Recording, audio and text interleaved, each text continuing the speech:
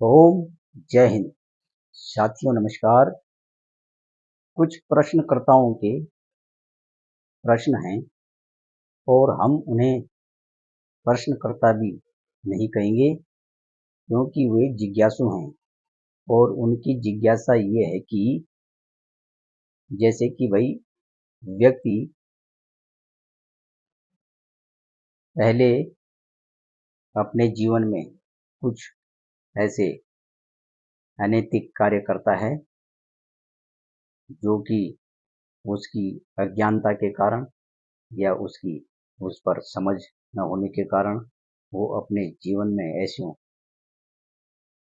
कई अनैतिक कार्य कर लेते हैं। जैसे कि इनमें उनका प्रश्न था कि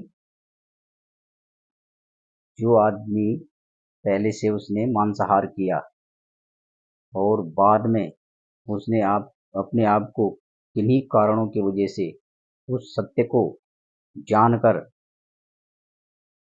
अपने आप को परिवर्तित कर दिया, मतलब कि उसने मांसाहार करना छोड़ दिया और फिर वह औरों के इसके बारे में भी अपने मतलब उसका सीधा ये नहीं कि हम उसको उनको प्रेशर कर रहे हैं इसके लिए और हम उनको ज़बरदस्ती छोड़ने के लिए कह रहे हैं। ये हम अपने विचारों के माध्यम से कहीं पर जब ये चर्चा होती है, ये विषय से संबंधित बातें आती है ना, तो हम इस पर बात करना चाहते हैं कि भाई ऐसा नहीं है, ऐसा है। तो वो अपने विचार के हिसाब से चलते हैं और जब हमने इस पर स्वाध्याय किया, इसके बारे में हमने जाना, पढ़ा, परखा, तो हमने अपने ढंग से बात की, तो वो उसका विरोध करते हैं और फिर वो हमें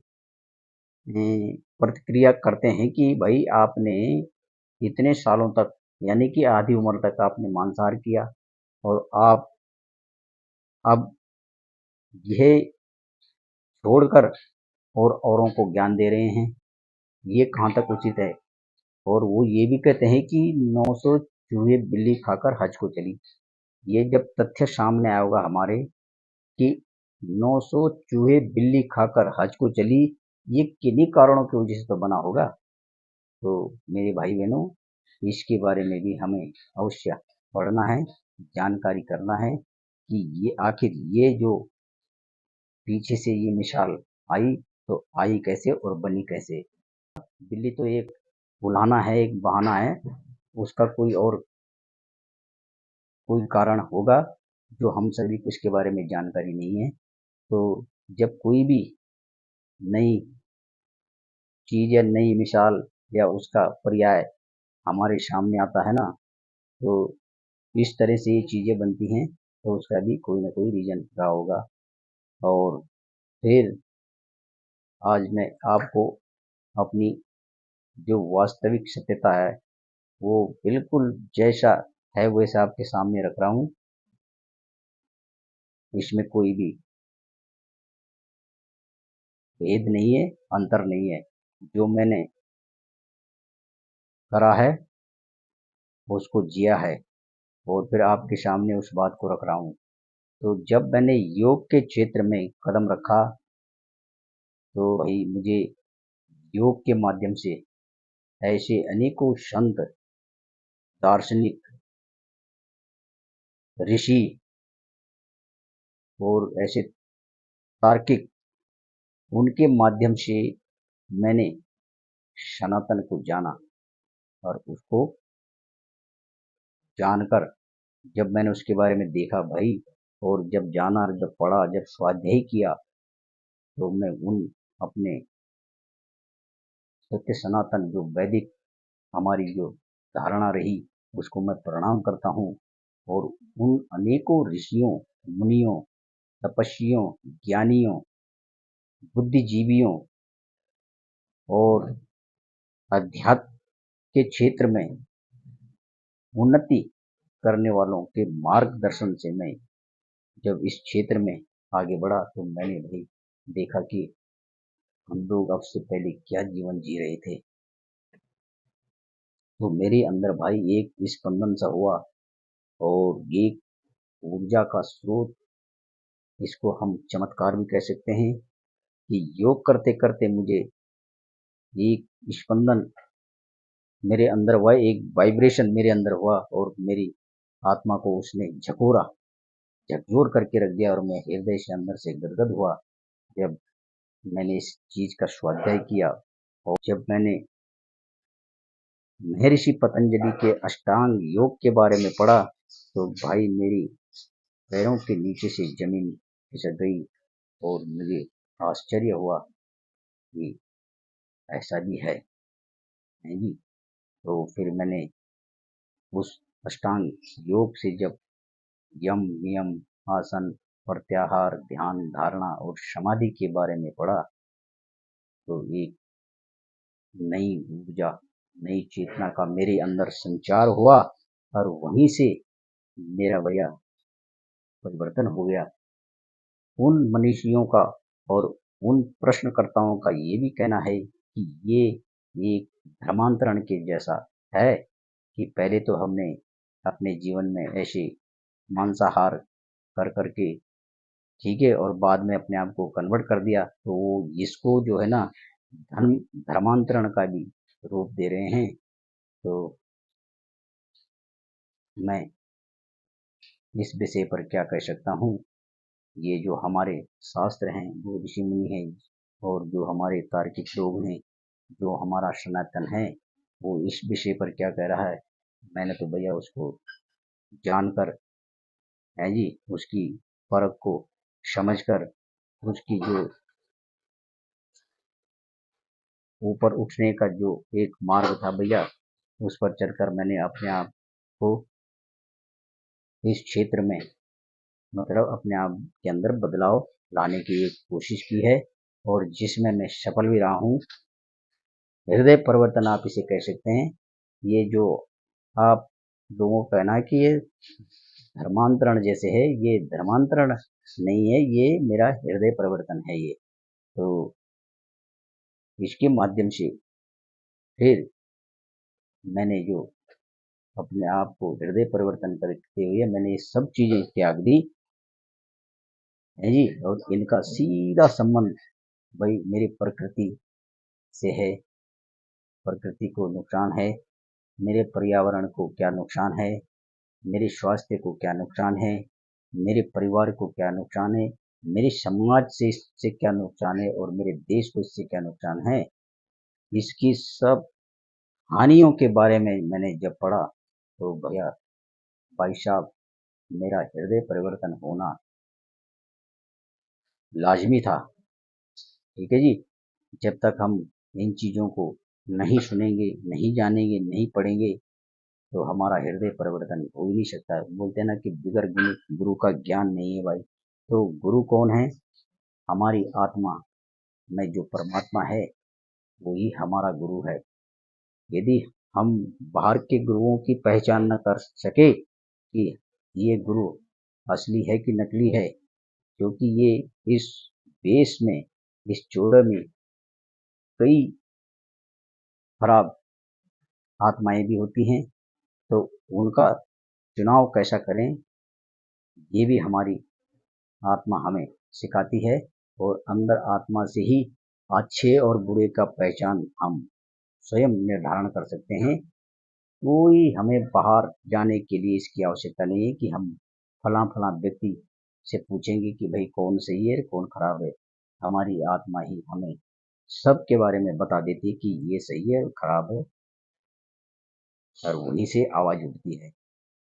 और हृदय की आवाज जिसने सुन ली उसका हृदय परिवर्तन अवश्य होगा, और जिसने हृदय की आवाज न सुनकर और मन के प्रभाव में डूब गया तो भैया उसका फिर हृदय परिवर्तन नहीं होगा। और वो जिसका हृदय परिवर्तन हुआ है ना उसको वो इसी तरह से मतलब चोट पहुंचाते रहेंगे, उसकी आत्मा पर चोट करते रहेंगे कि आपने आधी उम्र तो ये चीजें की और अब आप बदलकर दूसरों को इस पर ज्ञान दे रहे हैं, इस पर शिक्षा दे रहे हैं।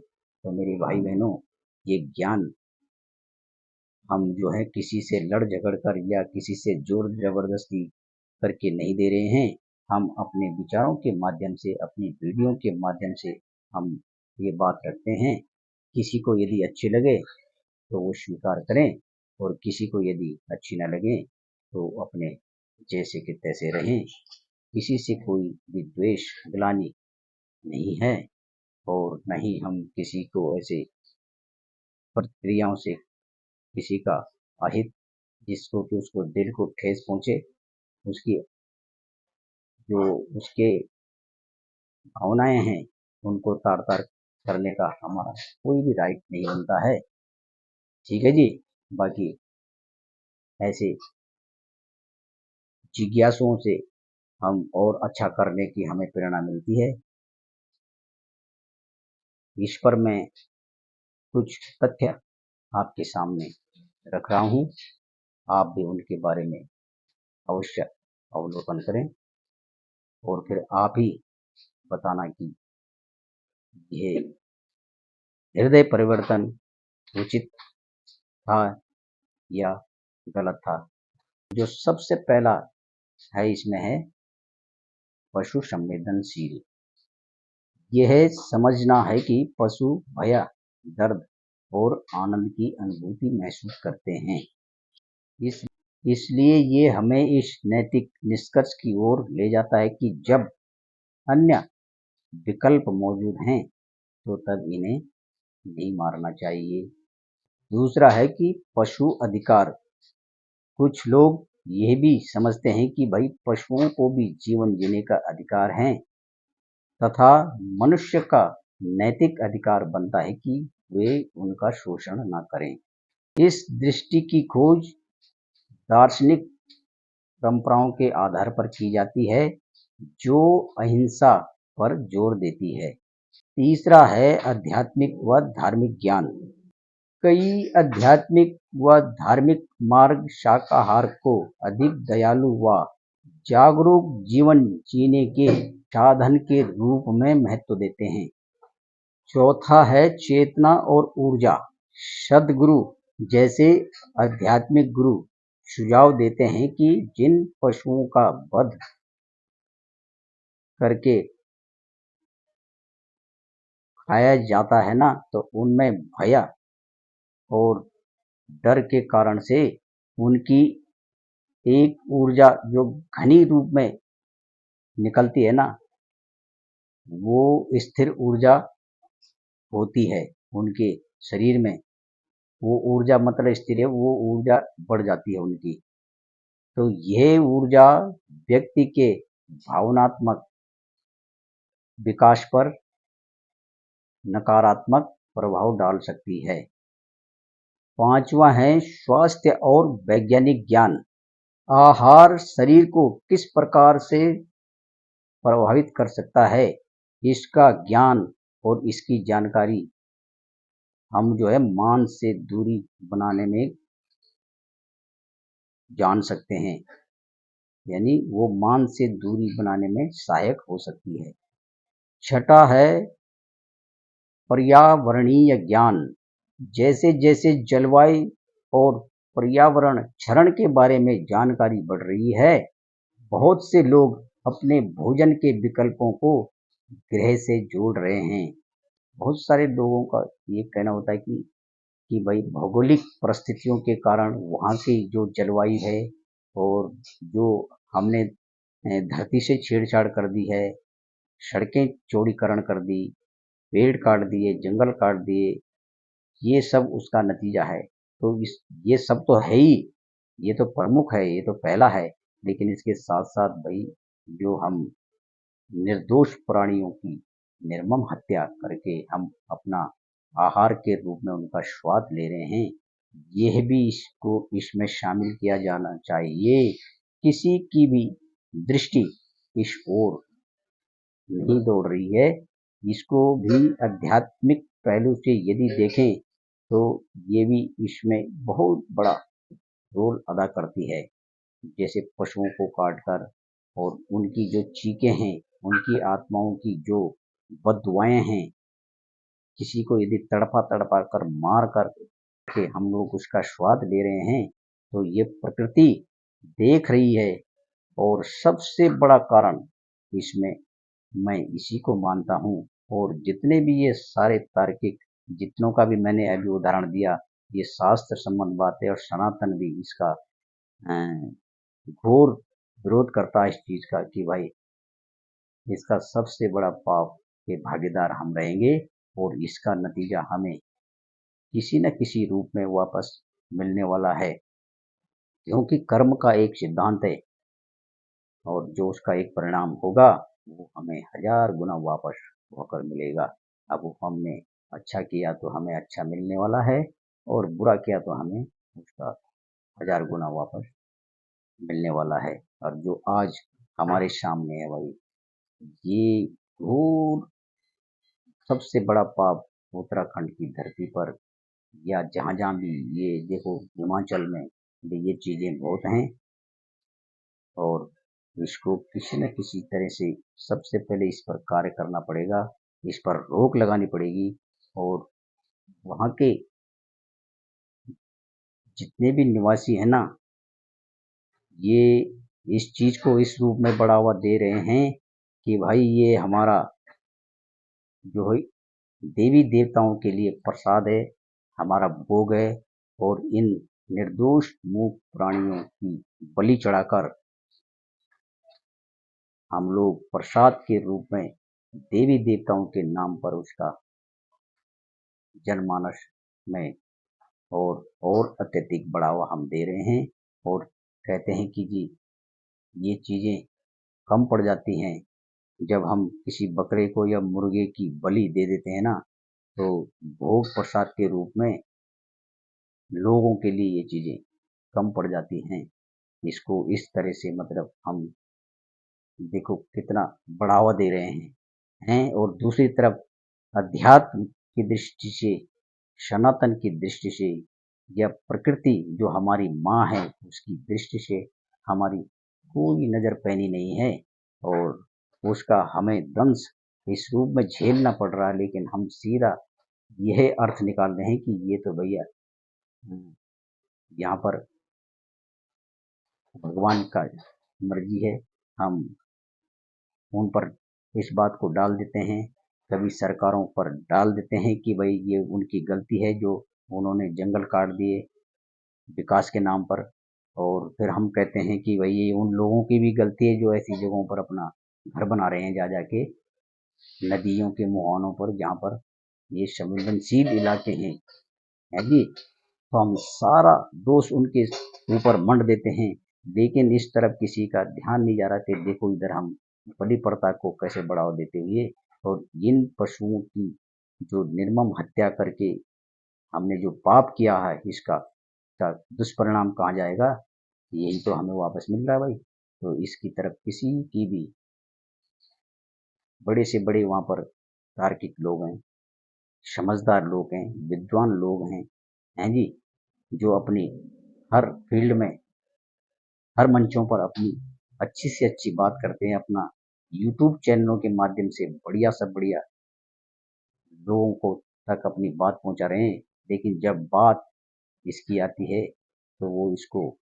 ये तो हमारी परंपरा है, ये हमारे पूर्वजों से होकर चला आ रहा है, इसको हम कैसे छोड़ सकते हैं। ये ये देखो, ये हमारे आस्था पर कुठाराघात है जी। देखो ये कुठाराघात नहीं भाई लोगों। यदि अपने अपनी धरती माँ को बचाना है तो कुछ न कुछ हमें नए कदम अपने जीवन में करने पड़ेंगे, बदलाव लाना पड़ेगा। बिना बदलाव के कुछ भी संभव नहीं है, क्योंकि जो परिवर्तन के हिसाब से नहीं बदलता, वहां पर तो भाई विनाश ही विनाश होगा। इसलिए ये भी एक मुख्य कारण है, और इसको भी बदलना परम आवश्यक है। और अपने देवी देवताओं के नाम पर ये घोर अत्याचार को बंद करें, इन पशुओं की बलि न दें। है जी, हमारे पास विकल्प बहुत हैं, संसाधन बहुत हैं जी। उन विकल्पों को हम चुने। हाँ, जहाँ पर भाई उनके पास और कोई भी संसाधन नहीं है, उनकी मजबूरी है, ठीक है, तो उस क्षेत्र में ये चीज़ें आवश्यक हो जाती हैं, लेकिन हर जगह ये चीज़ें भी भैया संभव नहीं है। तो इस पर भी अवलोकन अवश्य करें। इससे अगली बात है संसाधन उपयोग। मांस उत्पादन में बहुत ही अधिक संसाधन की आवश्यकता होती है और इस पौध आधारित की तुलना में इसके लिए बहुत सी भूमि और पानी की खपत होने वाली है। जैसे कि भाई अभी हमें जैसे वनस्पति खाने में हमने 1 किलो वनस्पति यानी साग सब्जियां खाई 1 किलो और हमें 1 किलो मांस की आवश्यकता है, तो वनस्पति तो हमने 1 किलो ही खाई, लेकिन 1 किलो मांस के लिए मैंने पहले उस जानवर को 20 किलो अन्न और ये जो वनस्पतियां खिलाई, तो तब जाके मुझे 1 किलो मांस प्राप्त हुआ। मांसाहार इस दृश्य से भी गलत है। तो ये कुछ तथ्यों के द्वारा ये बातें हमने रखी जो कि सनातन से संबंधित हैं और पूरे ब्रह्मांड के लिए दुष्परिणाम इसके होंगे और होने वाले हैं और जो हो रहे हैं ये सब हम देख रहे हैं। तो इसलिए मेरे भाई बहनों, मेरे देशवासियों, हमारी आपसे ये विनती, ये हम अपनी विचार को किसी पर थोप नहीं रहे हैं, किसी पर जोर जबरदस्ती नहीं है। जैसे आप लोग ये कहते हैं ना कि भाई हम ऐसा करके पहले हमने मांस खाया, फिर हमने और लोगों को इस पर ज्ञान दे रहे हैं, इस पर शिक्षा दे रहे हैं, ठीक है जी। तो या हमने ये धर्मांतरण जैसा है, हमको ऐसा कहा, तो मेरे भाई बहनों, हम भी आप लोगों की अपनी बात कह रहे हैं और आप तो सीधा हम पर कटाक्ष कर रहे हैं, है जी। हम आप लोगों के साथ ना तो डिबेट कर रहे हैं, ना हम तर्क कर रहे हैं और न ही हम आपको जोर जबरदस्ती कह रहे हैं। हम अपनी बात और विचारों के माध्यम से इस बात को कह रहे हैं, ठीक है जी। आप लोगों को उचित लगे ठीक है, नहीं लगे तो भी ठीक है। और इस तरह से हमें आपसे प्रेरणाएं मिलती रहेंगी और हम अपने जीवन में और उन्नत से उन्नत हो वो करते रहेंगे। ओम जय हिंद।